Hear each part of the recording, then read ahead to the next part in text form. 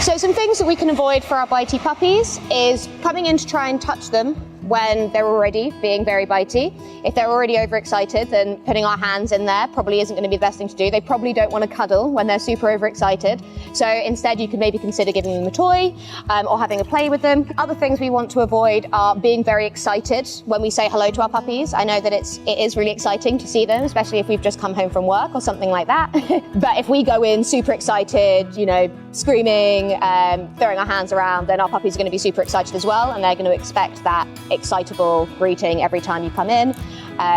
So they're going to get themselves all riled up in anticipation of that. So we want to avoid that. So some things you can do to help your puppy get a little bit calmer when we're saying hello to them or we're touching them is we can just work on slowly rewarding them when we come down to them. So as we crouch down, we slowly put a biscuit on the ground, and we can just repeat this over and over again. As soon as our puppy starts to jump up into our face, we just stand up and just wait for them to be a little bit calmer. As soon as they've calmed down, or you know, all their feet are on the ground, then we can just go down to them again and start again. We can do things like practice, do the same exercise, but we can just stroke them at the same time. So one long stroke, treat on the ground, one stroke, treat on the ground.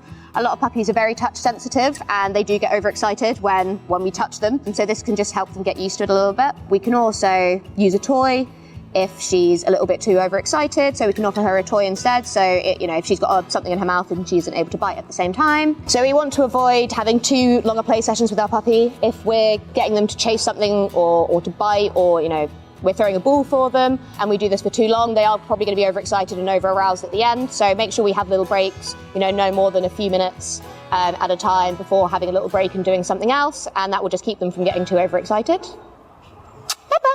I'm sitting on the ground, so you can actually be here, and you're not here. You gonna come on with me? Good girl.